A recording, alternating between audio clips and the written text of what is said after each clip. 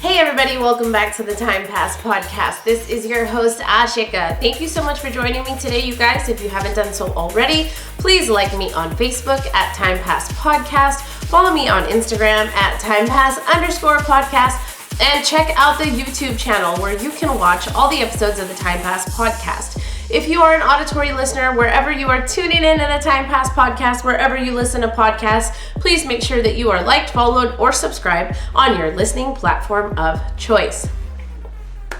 All right, you guys, real quick before I jump into this week's episode, I just want to do a quick shout out to everybody who heard last week's episode and reached out and wished me well, shared your own stories with me. I really appreciate it. It made my heart super full. You guys are so amazing, and I'm so glad that we have this community of people that feel like this is a safe space. And those of you that trusted me with your own stories, I love you. You guys are the best. Thank you so much.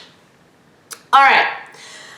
Now we're going to talk about something I like to call the danger zone. I don't know why I am this way, but have you guys ever found that when you actually like somebody and you're getting to know them or whatever it is, and then you realize that you actually like this person? To me, like, that is like the danger zone. Like, I have like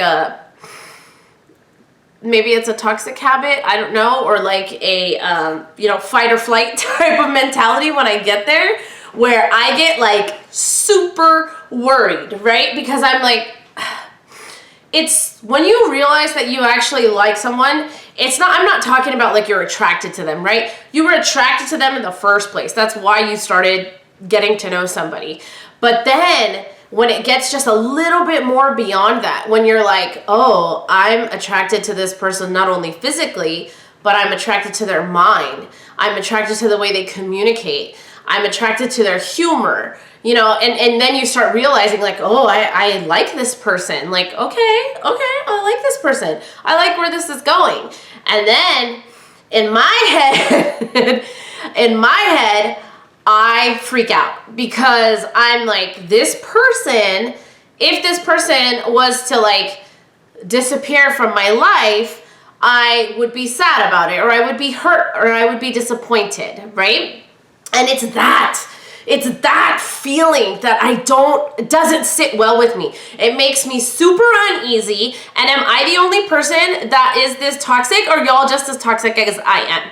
Because it's like a shift of power for me. It's almost like now I realize that this person has something over me a little bit. Like, if they were to disappear, I would feel upset or disappointed or angry or mad or sad, whatever it is. I don't know where it is, because you don't know when or if that's going to happen. But I start to feel like this shift of power, and I start to feel like, oh crap, like I'm actually like liking this person. Like, what do I do? And my first instinct is to pull away.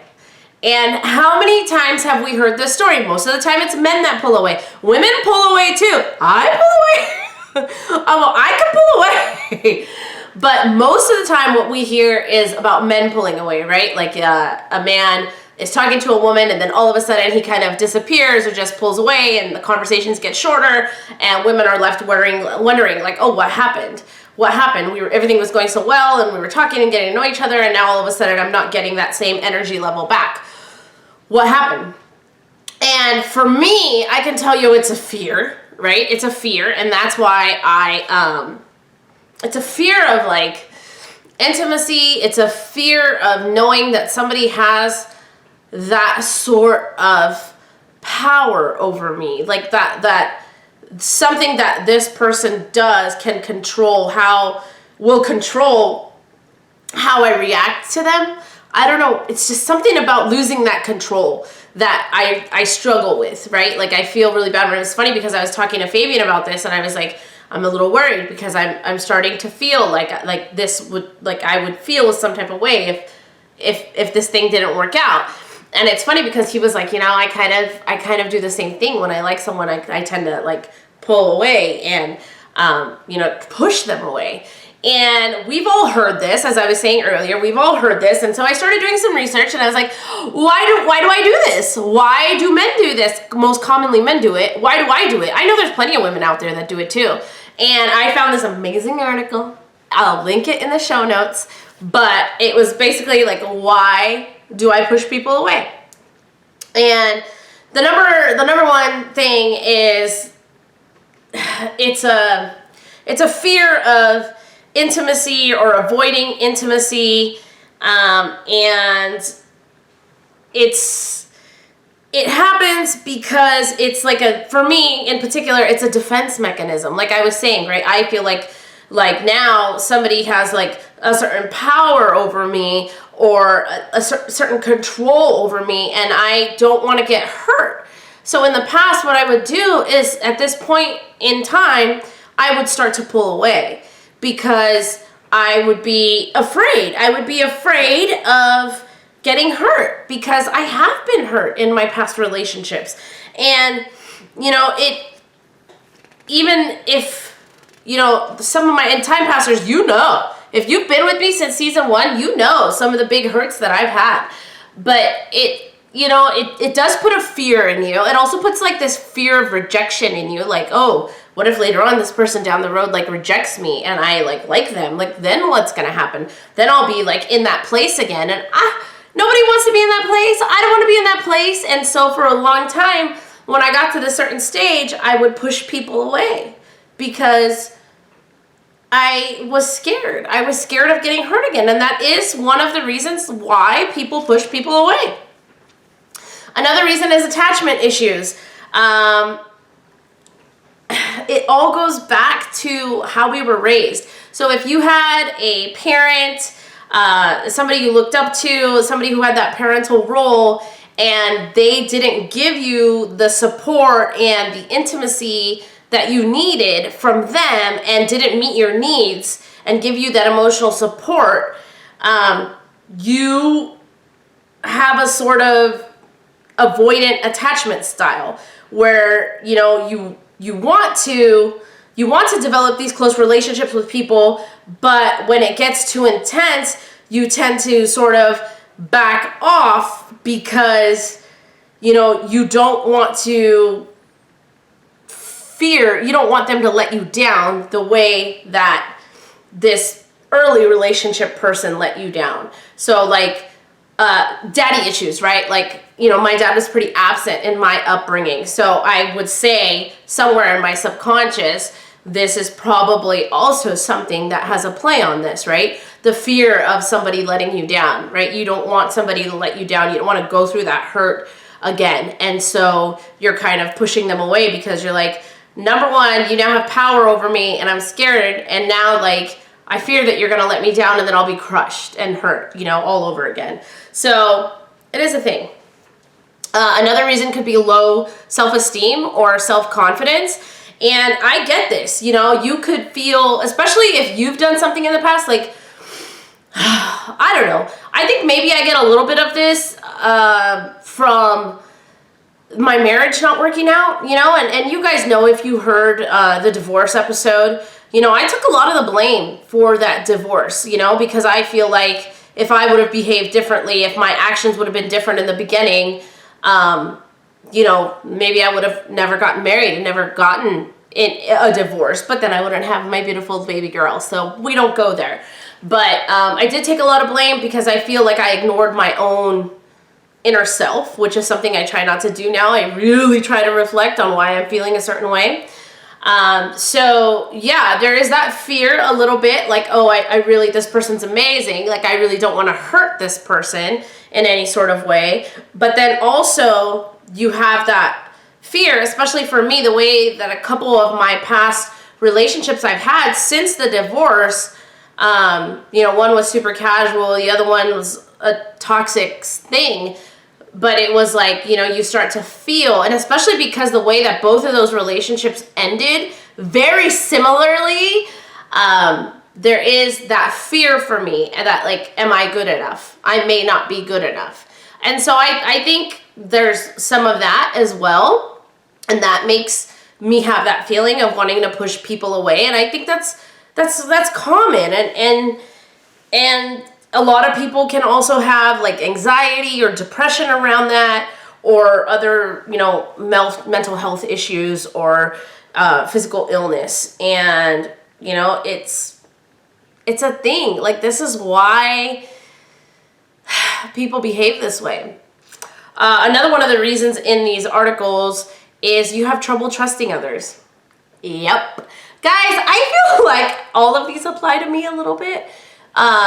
Because probably like my second serious relationship I had before I got married, when I was in my 20s, you know, I was deceived in that relationship. And gosh, I've had some really bad relationships.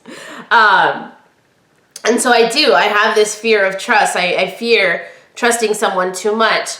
And it's in there. It's like, it's old habits die hard, you know, like it's back there. It's like your triggers, and you go back to those old places where you were, and you start thinking a certain type of way. And then you're like, wait, hold on. Like, I have to really, you know, drag myself out of that place. But you could have a fear of trusting other people. And when you don't trust someone is when you start to behave some toxic behaviors, like avoiding them, being anxious, being jealous.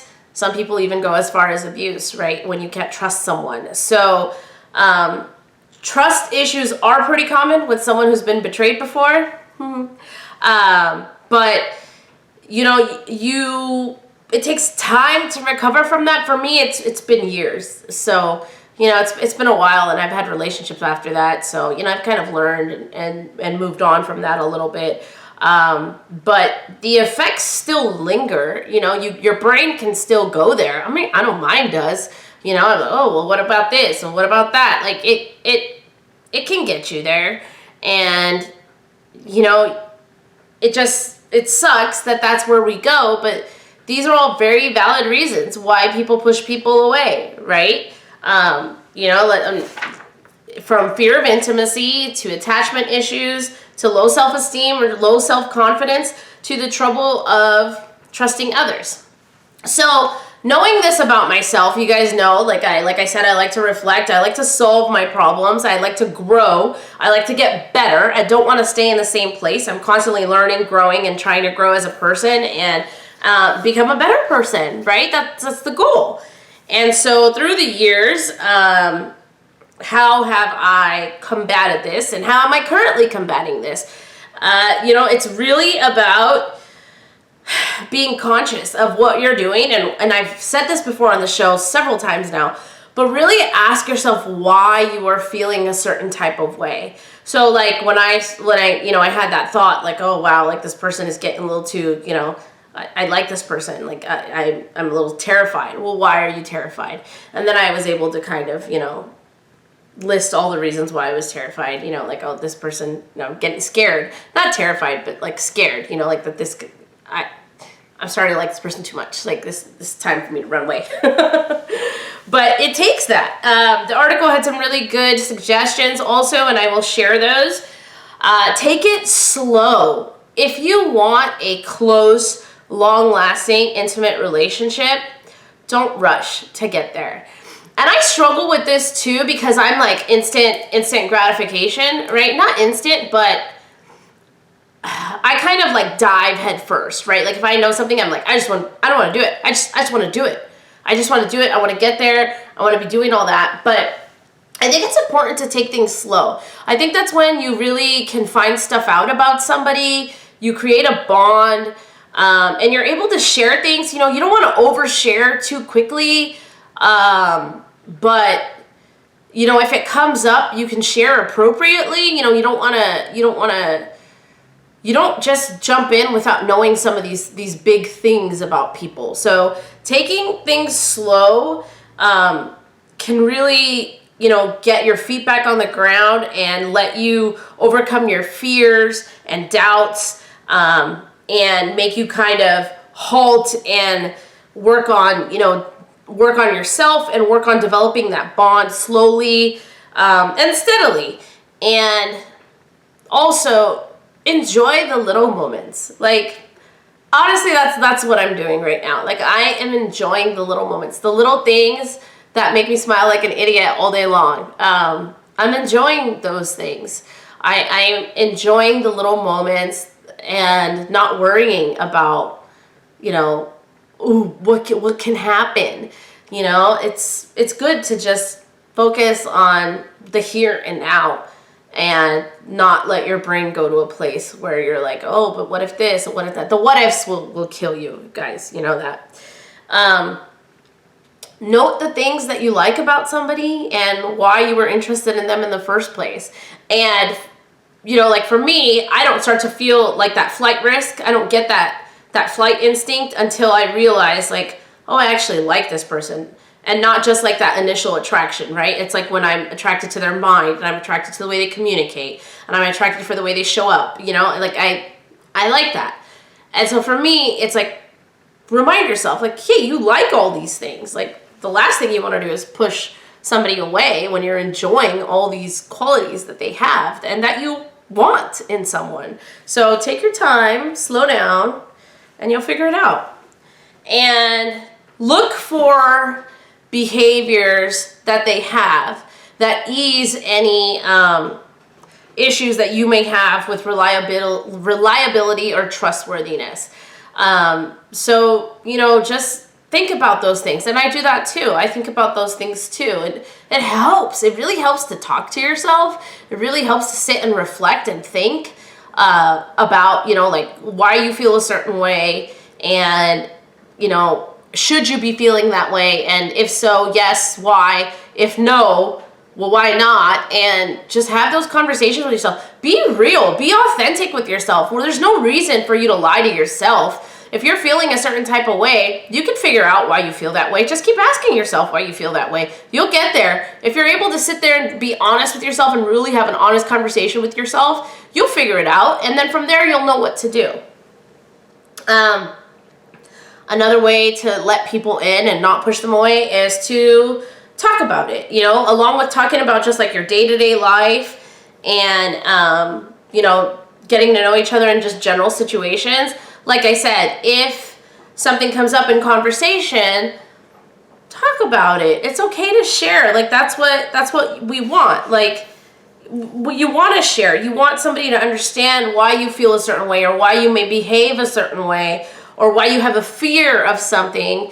The only way they're going to understand that is if you actually communicate and let them know. Now, don't bombard them. Don't overload them with all this information too much, too soon. But when it is appropriate, when it comes up, that is when to have these conversations, because that's just really being more intimate with somebody and letting them see that side of you, that vulnerable side of you, that scared side of you, that self-conscious side of you, that unsure side of you. And for me, like I crave that in a relationship. I crave to be with somebody that I can just be myself with and don't have to worry about anything. Like I just want to be me. And that includes all of me. That's like the put together podcast, career, mom me, friend me, family hat me, and then it's also the darker parts of me and the more raw parts of me and the more parts of me that I really don't show people. Like that's really what I like. I want like a well-rounded partnership. Because I want somebody to support all those parts of me, and I want to support all those parts of somebody as well. So have those conversations at the right times, but have those conversations, and it's okay. Here's like total me thing. Aim for balance. Y'all, I'm a Libra. We know this. But instead of, running away or oversharing, just balance it out. Balance what you're doing, balance what you're thinking. Like if you're thinking negatively, try to think positively and balance it all out. You don't want to also pry into their lives too much too soon, right? Like you want things to progress naturally. So I guess the thing is like, don't act on impulse. Don't push somebody away on impulse. And don't try to solve your problem, your flight risk problem on impulse either. Let things develop and share your emotions as you can and ask them about their emotions. You want to maintain your individuality and be able to bond with somebody and support each other without depending on them entirely. And so I feel sometimes when we share too much too soon, this person becomes like a crutch, and you don't want that. Like, I don't want that. Like, I'm a busy person. And I would say that was one of the things in my marriage, and one of the reasons why it didn't work out is because we became really codependent on each other, and I know I felt like I had lost my entire individuality, if you can believe it or not. I felt very trapped, and I didn't feel like myself anymore in that marriage. And so for me, that's always something that I'm striving to maintain. I want to support somebody, I want to grow with somebody, but I want to retain my individuality. And I think it's healthy for them to retain their individuality in their lives and their hobbies and everything that they do. So, just balance it all out, try to work on it. Practice self-compassion. Realize that you have been through some stuff. Realize that you're going to make mistakes. Realize that you may fuck up. Give yourself a little humility. Give yourself a little leeway. And realize that you're doing the best you can. And just, try to be self-aware. And applaud yourself for doing the things that you're like having the conversation with yourself, like with me, right? Like realizing like, oh crap, like, I kind of want to pull away, right? I realize that, and I realize why, and that's good. Like, that's good, because that's where change happens. That's where growth happens, is when you can push past that. And then last and not least, and you guys know I'm a big proponent of this, but if you can't get past these things on your own, and if you can't reflect and figure this stuff out on your own, go talk to someone. Go talk to a professional. Like, I am totally about that life. Like, I have said it so many times. It's why I have a trainer. It's why I have a coach. Like, I'm not a professional. If I want to do something, I'm going to go to the professional and listen to them. So yeah, I mean, with this, like, I'm pretty good at self-reflecting. But if I wasn't, I would go to a professional. Like, there's no harm in that game. You need to do what you need to do to grow and get better. And the thing I'll say is, it kind of goes back to a couple weeks ago, I did an episode on perseverance, and it's kind of like that, what I talked about in that episode, right? Like, you feel this way, you feel like you want to push somebody away, you feel like you want to pull away, but that's not really actually growing. It's not getting you to your goal, right?